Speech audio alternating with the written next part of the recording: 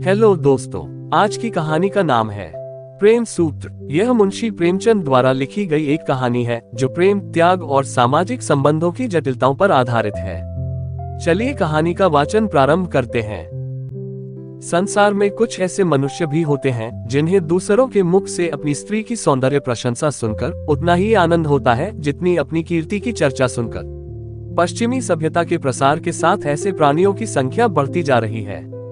पशुपतिनाथ वर्मा इन्हीं लोगों में थे।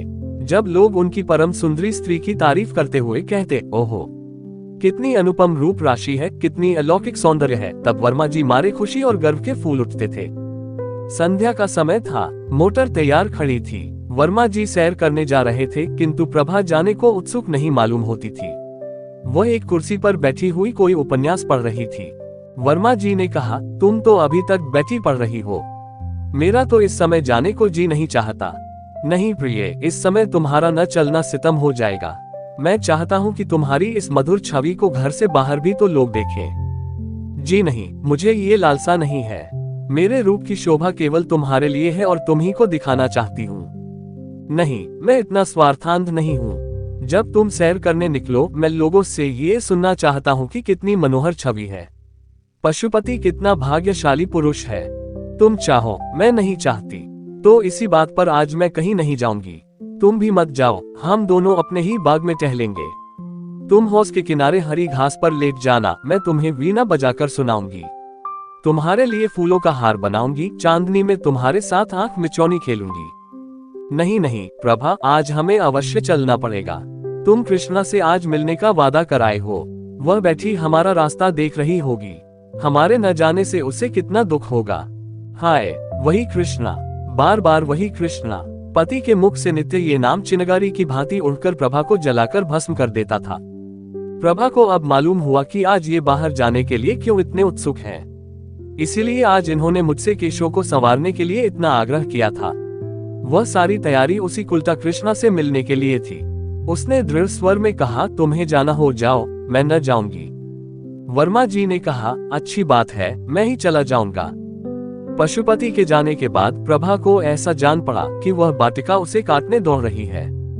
ईर्ष्या की ज्वाला से उसका कोमल शरीर हृदय भस्म होने लगा। वे वहां कृष्णा के साथ बैठे विहार कर रहे होंगे, उसी नागिन के से केश वाली कृष्णा के साथ, जिसकी आंखों में घातक विष भरा हुआ है।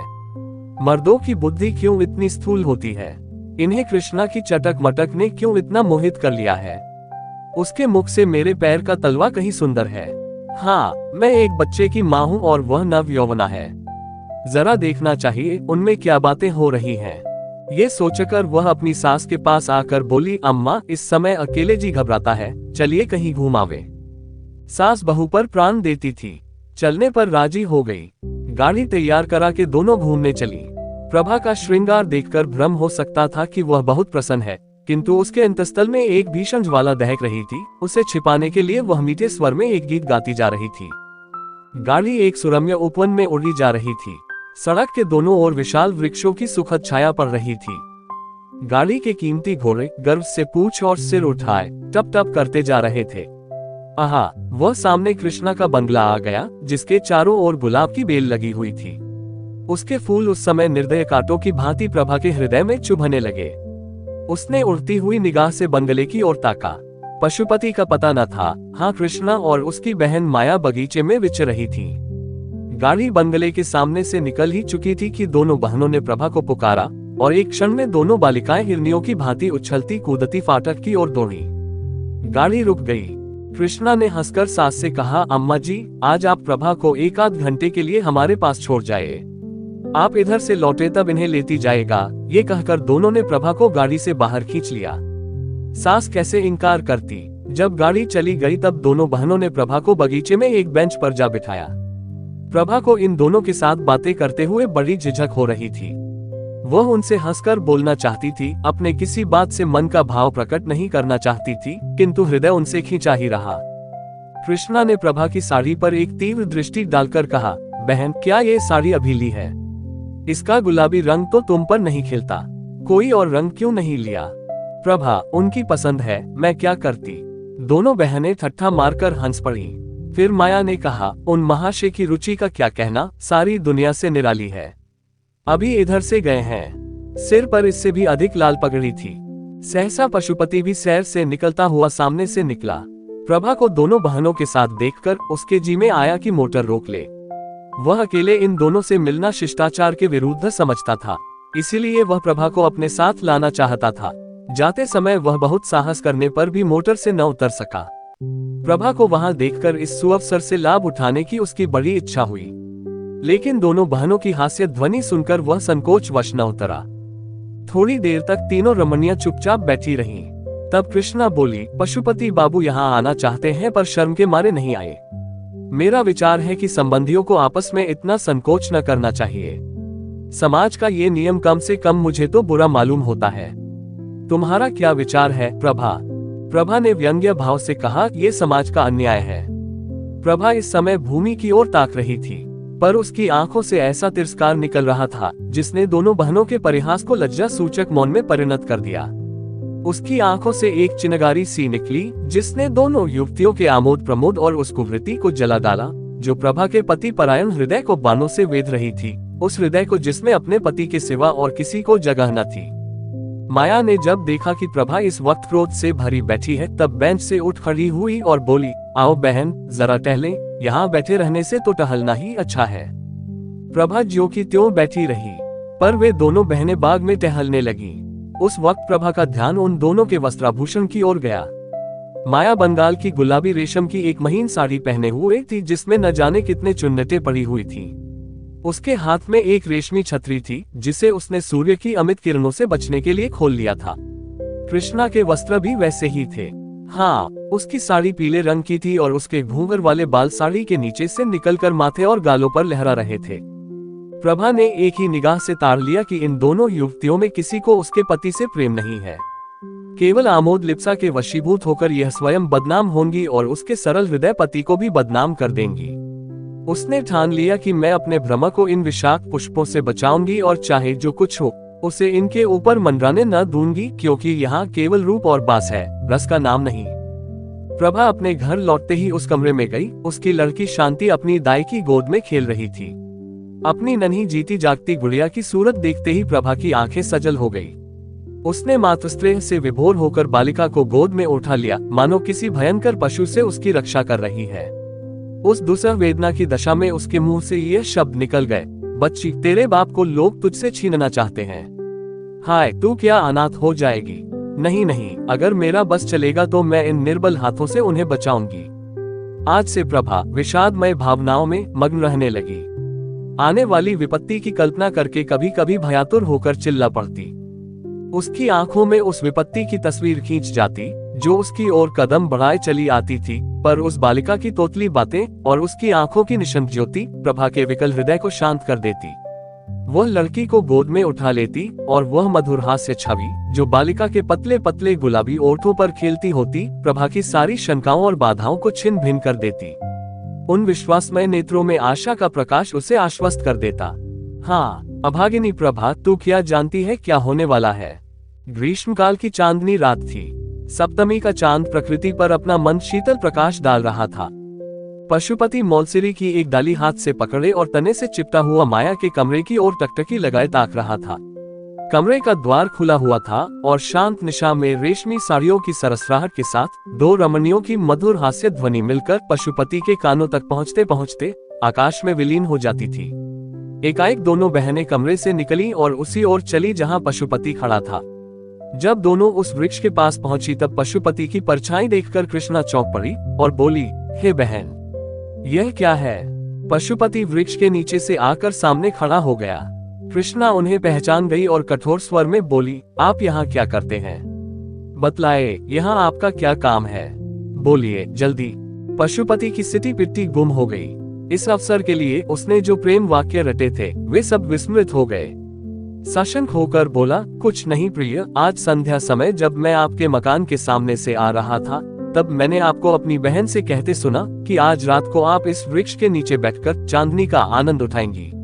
मैं भी आपसे कुछ कहने के लिए, आपके चरणों पर अपना समर्पित करने के लिए। ये सुनते ही कृष्णा की आंखों से चंचल ज्वाला सी निकली और उसके ओठों पर व्यंग्यपूर्ण हास्य की झलक दिखाई दी। बोली, महाशय आप तो आज एक विचित्र अभिनय करने लगे, कृपा करके पैरों पर से उठिए और जो कुछ कहना चाहते हो जल्द कह डालिए, और जितने आंसू गिराने हो 1 सेकंड में गिरा दीजिए। मैं रुक रुक कर और घिघिया घिघिया कर बातें करने वालों को पसंद नहीं करती। हाँ, और जरा बातें और रोना साथ साथ न हो। कहिए क्या कहना चाहते हैं। आप न कहेंगे। लीजिए समय बीत गया, मैं जाती हूँ। कृष्णा वहां से चल दी। माया भी उसके साथ ही चली गई। पशुपति एक क्षण तक वहां खड़ा रहा, फिर वह भी उनके पीछे पीछे चला।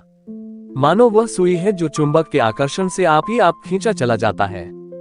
सहसा कृष्णा रुक गई और बोली, सुनिए पशुपति बाबू, आज संध्या समय प्रभा की बातों से मालूम हो गया कि उन्हें आपका और मेरा मिलना जुलना बिल्कुल नहीं भाता। पशुपति, प्रभा की तो आप चर्चा ही छोड़ दीजिए। कृष्णा, क्यों छोड़ दूं? क्या वह आपकी स्त्री नहीं है?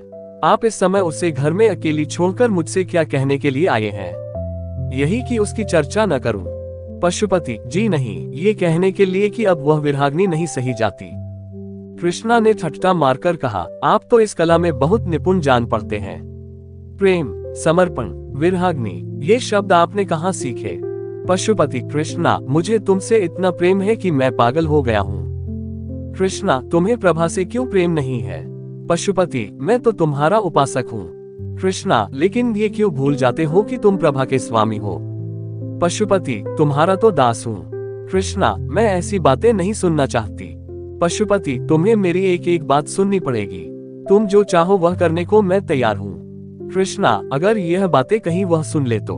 पशुपति, सुन ले तो सुन ले, मैं हर बात के लिए तैयार हूँ। मैं फिर कहता हूँ कि अगर तुम्हारी मुझ पर कृपा दृष्टि न हुई तो मैं मर जाऊंगा।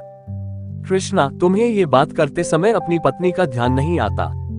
पशुपति, मैं उसका पति नहीं होना चाहता। मैं तो तुम्हारा दास होने के लिए बनाया गया हूँ। वह सुगंध जो इस समय तुम्हारी गुलाबी साड़ी से निकल रही है मेरी जान है। तुम्हारे ये छोटे छोटे पांव मेरे प्राण हैं। तुम्हारी हंसी, तुम्हारी छवि, तुम्हारा एक एक अंग मेरे प्राण है। मैं केवल तुम्हारे लिए पैदा हुआ हूँ। कृष्णा, भाई अब तो सुनते सुनते कान भर गए। ये व्याख्यान और यह गद्य काव्य सुनने के लिए मेरे पास समय नहीं है। आ माया, मुझे तो सर्दी लग रही है, चलकर अंदर बैठे। ये निष्ठुर शब्द सुनकर पशुपति की आंखों के सामने अंधेरा छा गया, मगर अब भी उसका मन यही चाहता था कि कृष्णा के पैरों पर गिर पड़े और इससे भी करुण शब्दों में अपनी प्रेम कथा सुनाए। किंतु दोनों बहनें इतनी देर में अपने कमरे में पहुंच चुकी थीं और द्वार बंद कर लिया था। पशुपति के लिए निराश घर लौट आने के सिवा कोई चारा न रह गया। कृष्णा अपने कमरे में जाकर थकी हुई सी एक कुर्सी पर बैठ गई और सोचने लगी, कहीं प्रभा सुन ले तो बात का बतंगड़ हो जाए, सारे शहर में इसकी चर्चा होने लगे और हमें कहीं मुंह दिखाने को जगह न रहे। और यह सब एक जरा सी दिल्लगी के कारण, पर पशुपति का प्रेम सच्चा है, इसमें संदेह नहीं। वह जो कुछ कहता है अंतःकरण से कहता है। अगर मैं इस वक्त जरा सा संकेत कर दूं तो वह प्रभा को भी छोड़ देगा। अपने आपे में नहीं है, जो कुछ कहूं वह करने को तैयार है।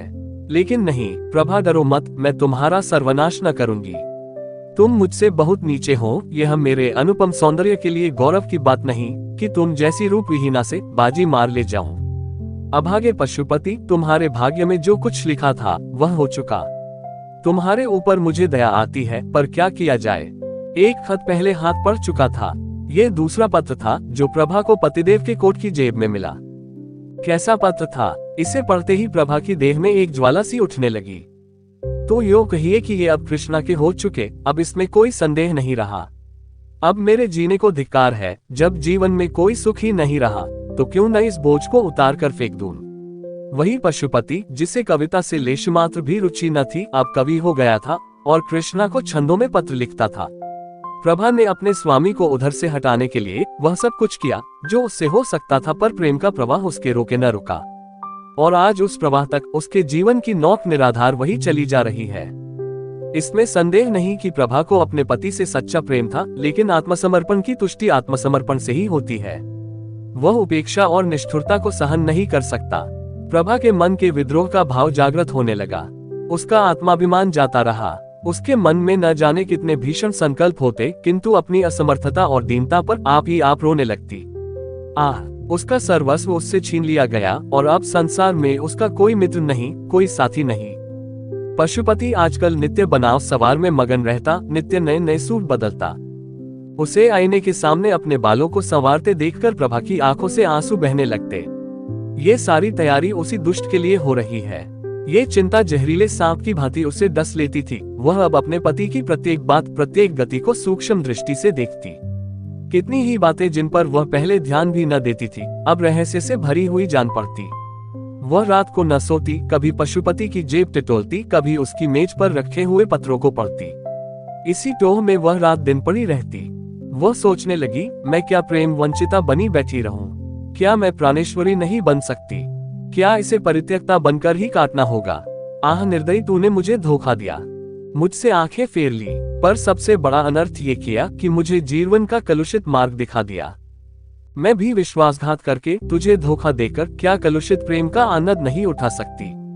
अश्रुधारा से सींच कर ही सही, पर क्या अपने लिए कोई वाटिका नहीं लगा सकती?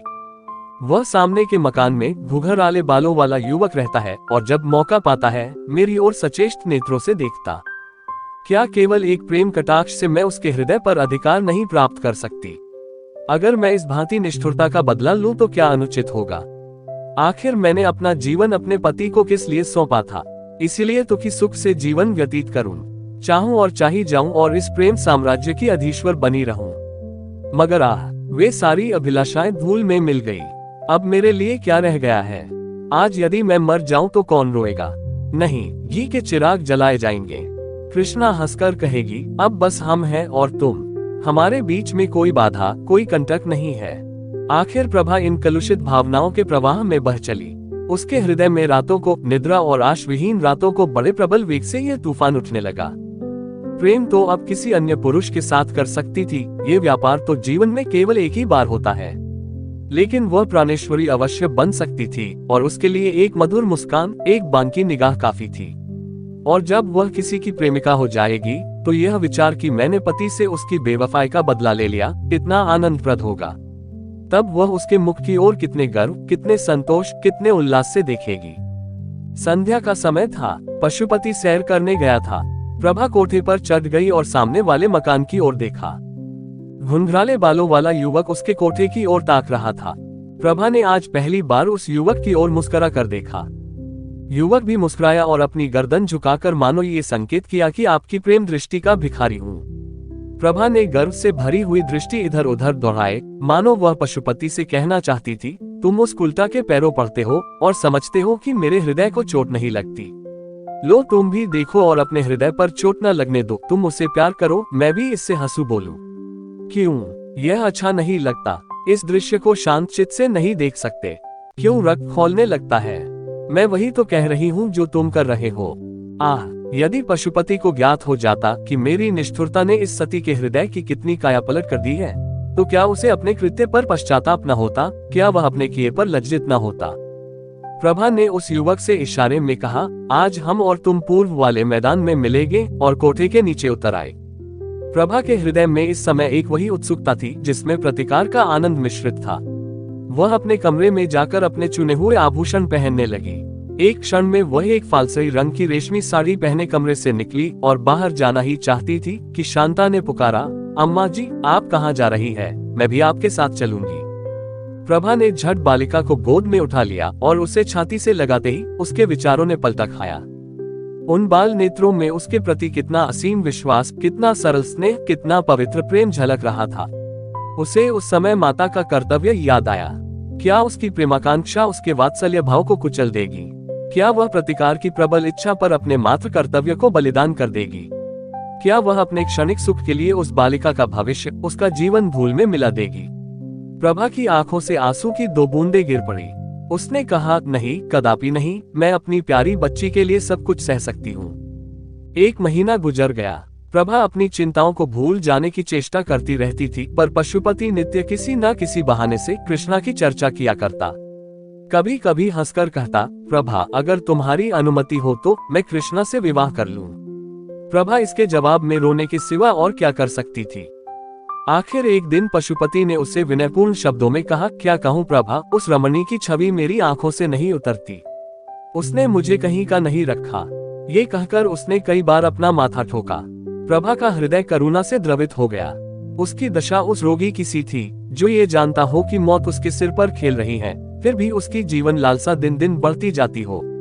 प्रभा इन सारी बातों पर भी अपने पति से प्रेम करती थी और स्त्री सुलभ स्वभाव के अनुसार कोई बहाना खोजती थी कि उसके अपराधों को भूल जाए और उसे क्षमा कर दे। एक दिन पशुपति बड़ी रात गए घर आया और रात भर नींद में कृष्णा कृष्णा कहकर बर्राता रहा। प्रभा ने अपने प्रियतम का यह अंतर्नाद सुना और सारी रात चुपके चुपके रोया। प्रातः काल वह पशुपति के लिए दूध का प्याला लिए खड़ी थी कि वह उसके पैरों पर गिर पड़ा और बोला, प्रभा, मेरी तुमसे एक विनय है, तुम ही मेरी रक्षा कर सकती हो, नहीं मैं मर जाऊंगा।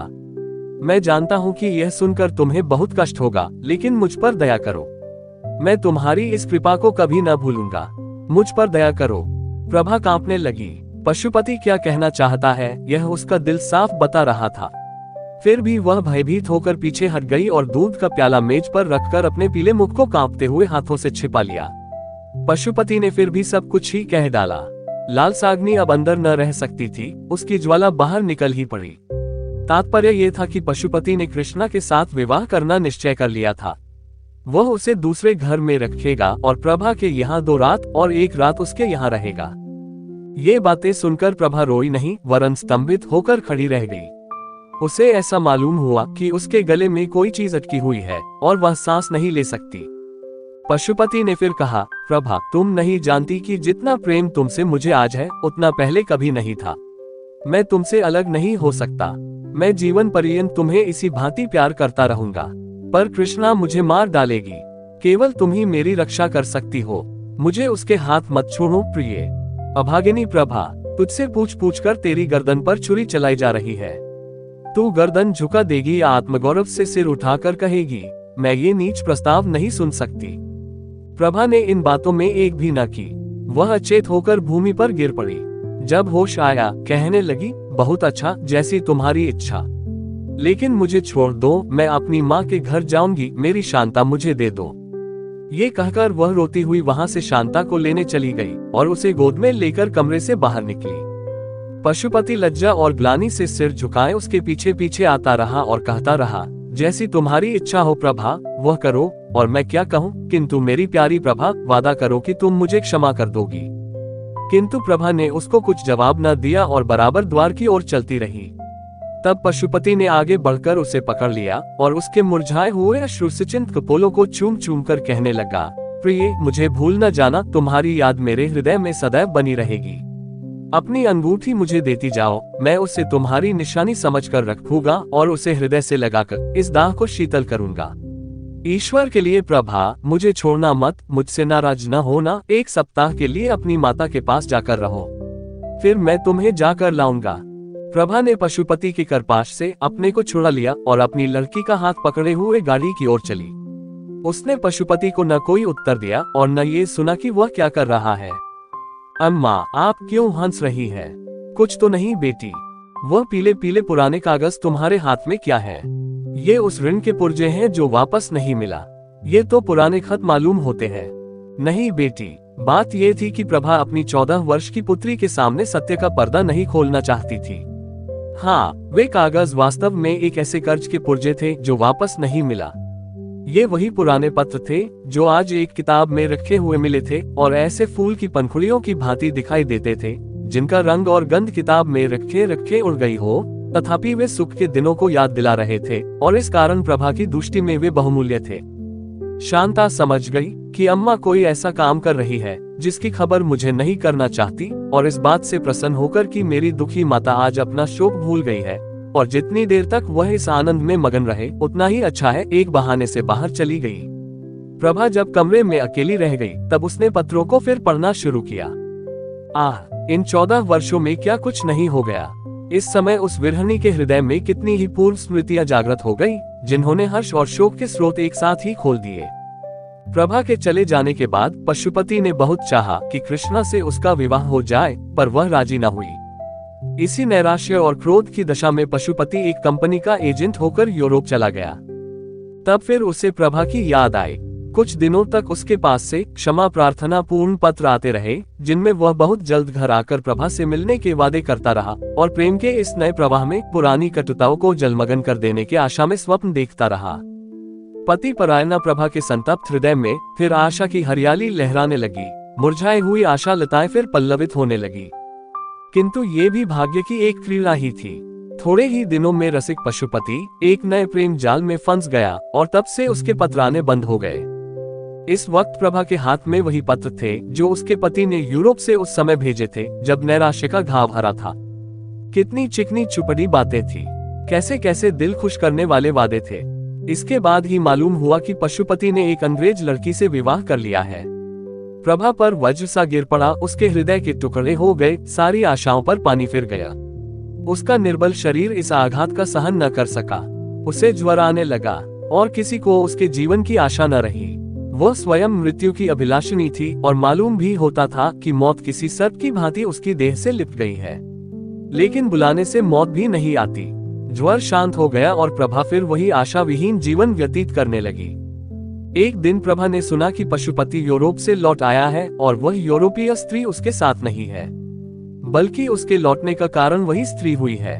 वह औरत 12 साल तक उसकी सहयोगिनी रही, पर एक दिन एक अंग्रेज युवक के साथ भाग गई। इस भीषण और अत्यंत कठोर आघात ने पशुपति की कमर तोड़ दी। वह नौकरी छोड़कर घर चला आया। अब उसकी सूरत इतनी बदल गई थी, उसके मित्र लोग उससे बाजार में मिलते तो उसे पहचान न सकते थे। मालूम होता था कोई बूढ़ा कमर झुकाए चला जाता है। उसके बाल तक सफेद हो गए। घर आकर पशुपति ने एक दिन शांता को बुला भेजा। इस तरह शांता उसके घर आने जाने लगी। वह अपने पिता की दशा देखकर मन ही मन कुढ़ती थी। इसी बीच में शांता के विवाह के संदेश आने लगे, लेकिन प्रभा को अपने वैवाहिक जीवन में जो अनुभव हुआ था वह उसे इन संदेशों को लौटाने पर मजबूर करता था। वह सोचती, कहीं इस लड़की की भी वही गति न हो जो मेरी हुई है। उसे ऐसा मालूम होता था कि यदि शांता का विवाह हो गया तो इस अंतिम अवस्था में भी मुझे चैन न मिलेगा और मरने के बाद भी मैं पुत्री का शोक लेकर जाऊंगी। लेकिन अंत में एक ऐसे अच्छे घराने से संदेश आया कि प्रभा उसे नहीं न कर सकी। घर बहुत ही संपन्न था, वर भी बहुत ही सुयोग्य। प्रभा को स्वीकार ही करना पड़ेगा, लेकिन पिता की अनुमति भी आवश्यक थी। प्रभा ने इस विषय में पशुपति को एक पत्र लिखा और शांता के ही हाथ भेज दिया। जब शांता पत्र लेकर चली गई तब प्रभा भोजन बनाने चली गई। भांति भांति की अमंगल कल्पनाएं उसके मन में आने लगी और चूल्हे से निकलते धुएं में उसे एक चित्र सा दिखाई दिया कि शांता के पतले पतले होंठ सूखे हुए हैं और वह कांप रही है। और जिस तरह प्रभा पतिगृह से आकर माता की गोद में गिर गई थी, उसी तरह शांता भी आकर माता की गोद में गिर पड़ी है। पशुपति ने प्रभा का पत्र पढ़ा तो उसे चुप सी लग गई। उसने अपना सिगरेट जलाया और जोर जोर का खींचने लगा। फिर वह उठ खड़ा हुआ और कमरे में टहलने लगा। कभी मूंछों को दांतों से काटता कि खिचड़ी दाढ़ी को नीचे की ओर खींचता।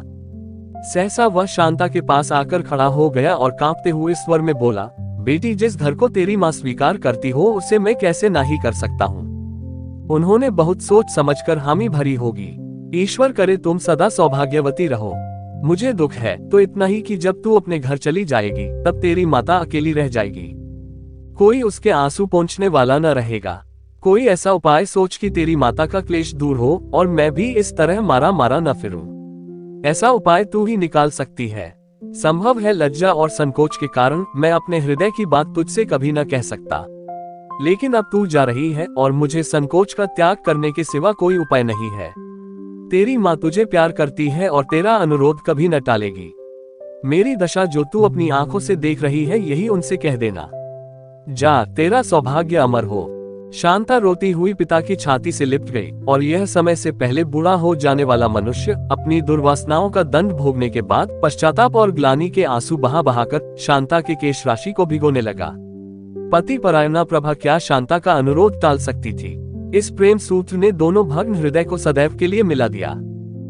आज की कहानी समाप्त हुई। आशा करता हूँ कि वीडियो आपको पसंद आई होगी। ऐसी ही स्टोरी सुनने के लिए हमारी वीडियो को लाइक, शेयर और चैनल को सब्सक्राइब जरूर करें। धन्यवाद। जय हिंद।